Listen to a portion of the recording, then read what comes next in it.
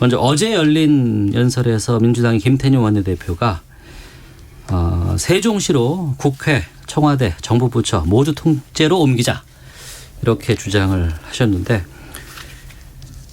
김성환 의원님, 네. 이게 예상하셨어요? 아니요, 저희가 뭐 미리 원내대표 원고를 보는 건 아니니까 네. 저도 그 현장에서 원내대표가 그런 제안을 하는 걸 들었습니다. 네. 이게 행정수도 이전에 10여 년 전에 이게 논란이 좀 있었잖아요. 그렇죠. 네, 당시에 참여정부 때 노무현 대통령이 선거 공약으로 했고 네. 그 선거 공약을 이행하는 과정에서 일종의 경국대전까지를 들먹이면서 소위 관습헌법상 이제 행정수도를 옮기는 것은 네네. 위헌이다 이렇게 하는 바람에 청와대하고 국회 등은 남고 일부 이제 중앙부처만 옮겨가면서 행정수도 대신 행정중심 복합도시라는 이름으로 이제 세종시를 개발을 하게 됐던 그런 역사가 있는 거죠. 네. 당내 분위기는 어땠어요? 어제 원내대표의 이 연설 이후에?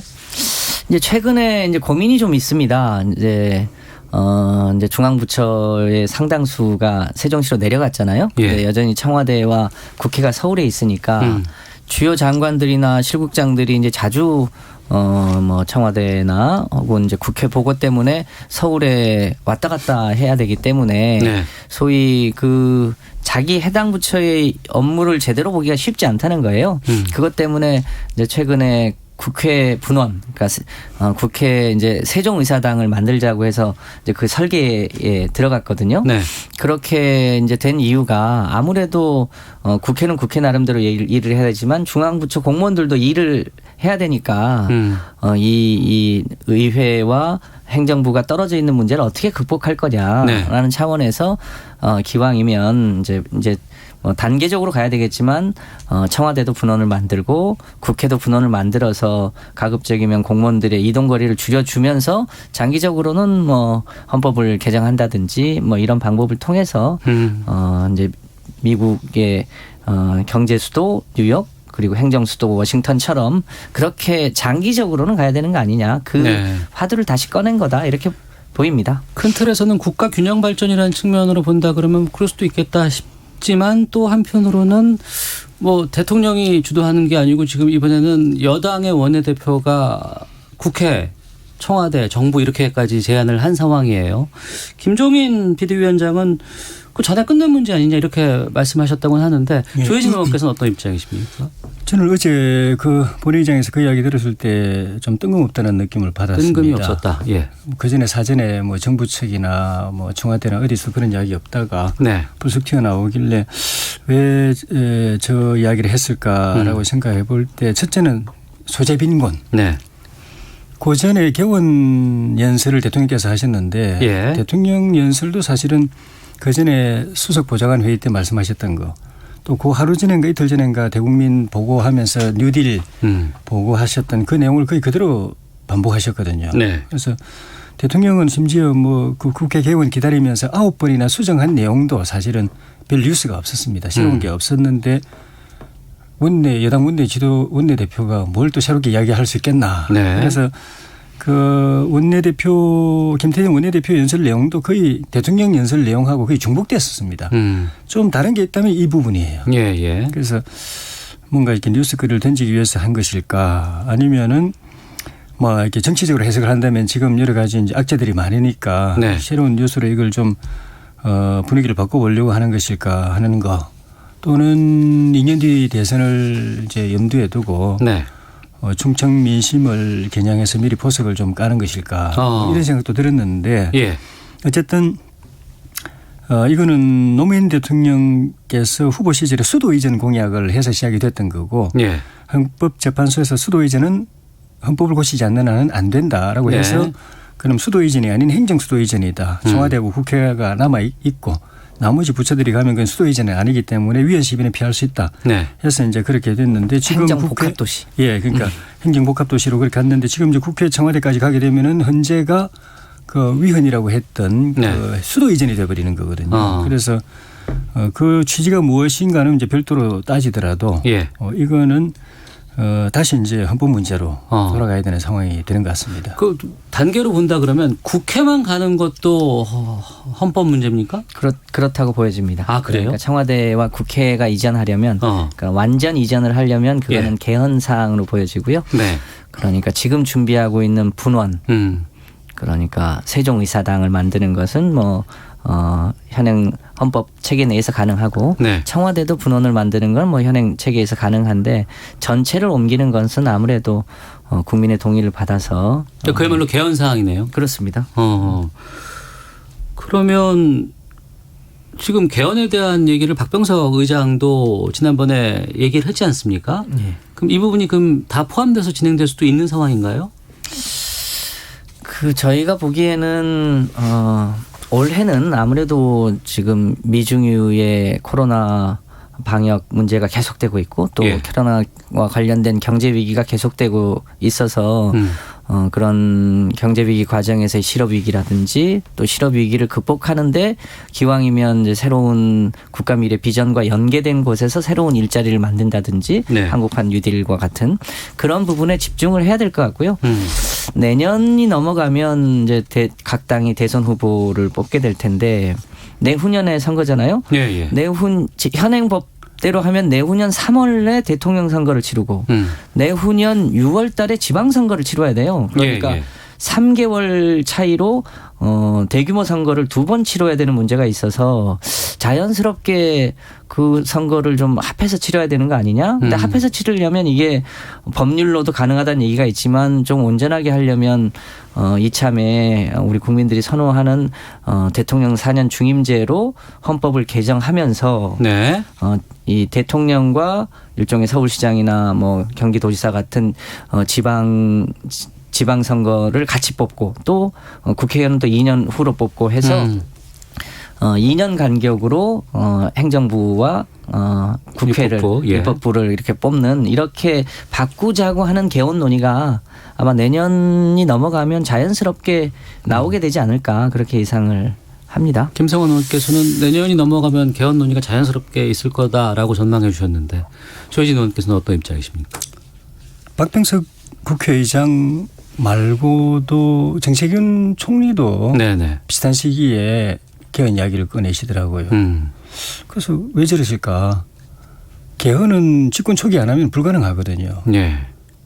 중반에도 사실 힘듭니다. 말기에 힘 다 빠질 때 개헌을 밀어붙일 힘이 없어요. 역대 어느 정권도 마찬가지고. 그래서 개헌할 뜻이 있는 사람이면은 집권 초기에 하는데 대개 대통령들이 후보 시절에는 개헌하겠다고 해놓고 정작 개헌할 힘이 있는 집권 초기에는 안 합니다. 국정 과제들의 실천하는데 힘을 모아야 되기 때문에 힘이 분산되면 안 되기 때문에 개헌 논의 때문에 힘이 분산되면 안 되기 때문에 하면서 미룹니다. 그러다가 후반기 말기 되면 그걸 꺼냅니다. 그냥 꺼낸다. 그 개헌할 힘이 없는 시절에 꺼냅니다. 그거는 개헌할 의지나 가능성을 보고 하는 게 아니고 정치적인 목적으로 대꺼냅니다. 그러니까 뭐 레임덕을 좀 완화시켜 본다든가 또는 정권 말기에는 정권의 악재들이 막 쏟아지니까 그걸 좀 덮어보려고 다른 이슈로 덮어보려고 꺼내거나 가장 최근에는 2016년 말인가 최순실 사태 초기에 박근혜 전 대통령께서 개헌 이야기 불쑥하셨지 않습니까? 그런데 못 막았지 않습니까?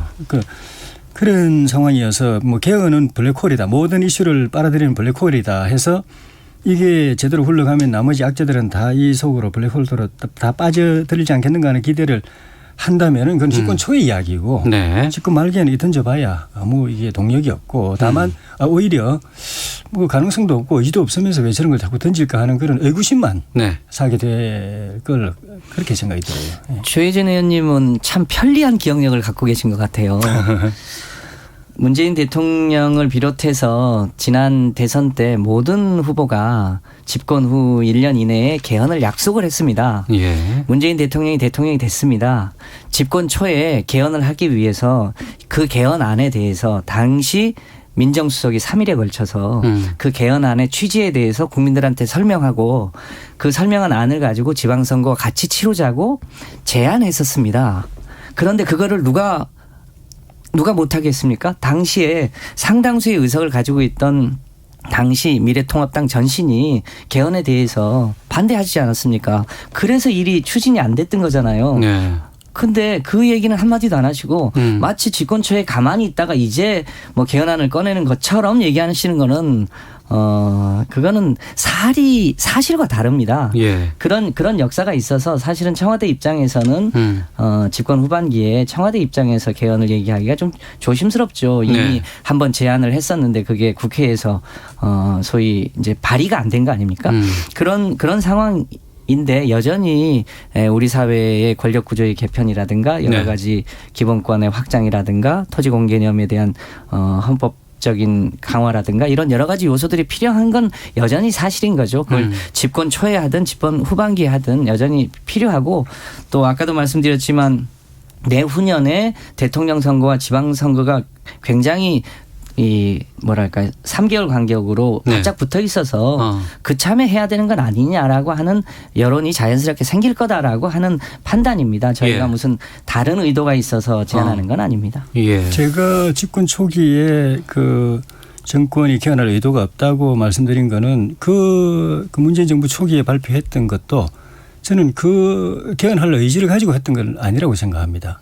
개헌할 의지가 있으면은 일단 야당하고 대화가 되는 협의가 되는 안을 던져야 되고 네. 국민들의 보편적 상식에 맞는 안을 던져야 되는데 거기 보면은 뭐 기본 대한민국의 정체성을 골격을 빼먹는 자유라는 것도 빼버리고 또 사회주의 요소를 도입하고 뭐 우리 당으로서는 도저히 받아들일 수 없는 던지면서 하자고 이야기하는 거는 할 의지가 없다는 거죠. 정치 선전적 목적으로 하는 건지 모르겠지만은 네네. 그런 측면에서 저는 그거는 당시에 국민들 찬성 여론이 훨씬 높았습니다. 아니요, 그리고 자유를 뺀 적이 없습니다. 아니요, 그 권력 부분도 지금까지 우리 여야 할 것 없이 또 일반 국민들의 보편적인 기대는 제왕적 대통령을 완화해야 된다. 권력을 분산해야 된다는 거였거든요. 그런데 예. 그 당시에 청와대가 제시한 안은 4년 중임이었습니다. 네. 5년도 사실은 역대 정권들 보면은 제대로 국민들한테 박수 받으면서 못 끝났는데 그걸 8년간 할 수 있는 제도로 만드는 거는 국민들이 바라는 분권하고 역행하는 거였죠. 네. 그러니까 그거를 가지고 우리가 할 의사가 있었다고 하는 건 저는 아니라고 생각해요. 네.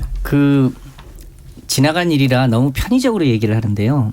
만약에 그런 마음이 있었으면 대통령이 발의한 안을 가지고 국회가 진지하게 찬반에 대한 논의를 했었어야죠. 네. 그래서 이런 안은 좀 문제가 있으니까 바꾸자든지 뭐 이렇게 하셨어야 되는데 사실상 그 대통령 발의안을 국회에서 토론조차 못하게 막은 당이 어디입니까? 미래통합당 아닙니까? 그렇게 막아놓고 이제 와서 마치 안에 문제가 있었던 것처럼 얘기하는 거는 그야말로 비판을 위한 비판이시죠. 저는 그때 국회에 없었지만은 당은 그 조목조목 다 짚어서 반대 의견 다 냈습니다. 알겠습니다. 토론 자체를 못하게 막았잖아요. 아니, 그 의견을 낸 것 자체가 토론이죠. 네. 20대 국회에서는 그렇게 됐고 이제 21대 국회에서 본격적으로 이제는 그러면은 개헌 논의가 앞서서 이제 뭐 내년쯤 되면 이제 있을 것이다라고 이제 전망해 주셨는데 나오겠네요. 이제 표면 위로. 그럴 가능성이 있죠. 그런데 어쨌든 이 뭐 개헌이든 다른 문제든 결국은 국민의 공감대를 얻을 수 있느냐 없느냐가 중요하지 않겠습니까? 예. 그런 면에서 내후년에 대통령 선거와 지방선거 시기가 임박해 있음 이런 것 등등이 이제 국민들이 판단하는 계기가 되지 않을까라고 예. 보여집니다. 그러니까 정치적으로 그러니까 이런 뭐 그 행정수도 이전이라든가 아니면 여러 가지 뭐 지금 부동산 문제라든가 아니면 또 지금 말씀해 주셨던 개헌 부분까지도 계속해서 이제 대선이라든가 이런데 주요 이슈로 좀 등장하지 않겠습니까? 예. 어떻게 보십니까? 뭐 부동산 문제는 지금 당장 뜨거운 현안이 돼 있어 가지고 정부도 지금 뭐 어쩔 줄 몰라 하는 그런 상황이고 네. 이거는 앞으로도 정권의 공과를 평가하는 데 있어서 중요한 평가 기준이 될 수밖에 없고 예. 이거 자체가 뭐 대선의 큰 아젠다가 될 수 있을지 모르겠지만은 어쨌든 부동산 문제에 대한 이 공과의 평가 네네. 그리고 제대로 된 해결책을 누가 내놓을 수 있느냐 어느 후보가 내놓을 수 있느냐가 이게 평가하는 그 기준 중에 하나는 이제 될 것이고 네. 개헌 문제는 좀 전에 말씀드린 것처럼 정권 말기에 개헌 안 내놓는 정권들은 다 그렇게 의심받습니다. 진작에 안 하고 네. 그리고 힘이 해봐야 밀어붙일 힘도 없는 상황에서 하는 거는 정략적이다라고 다 그렇게 평가를 받고 이건 탄력을 받기 힘들다고 봅니다. 알겠습니다. 정리하자면 두 분의 이 개헌 관련한 시각차는 상당히 좀 극명하게 멀다. 차이가 좀 난다. 이렇게 좀 정리하고 이게 본격적으로 좀 이렇게 떠오를 때 다시 또 좀 네, 그렇죠. 집중적으로 좀 네. 의견을 좀 듣도록 하겠습니다. 5754님께서는 수도권 집중이 정말 심각합니다. 행정수도 만들어서 이전하는 거 찬성합니다. 통합당도 반대만 할 것이 아니라 나라의 장래를 위한 바람직한 방안을 함께 고민해 주시길 바랍니다. 라는 의견 주셨고 이에 반해 4867님은 뜬금없는 국회 이전 제안 이건 부동산 문제의 근본적인 해결책이 아닌데도 부동산 문제가 심각해지니까 국민들 눈을 다른 곳으로 돌리려고 하는 것은 아닌가 하는 생각이 듭니다라는 의견도 보내주셨습니다. 이 두 분도 좀 의견 차이가 좀 갈려 있는 그런 모양새인데요.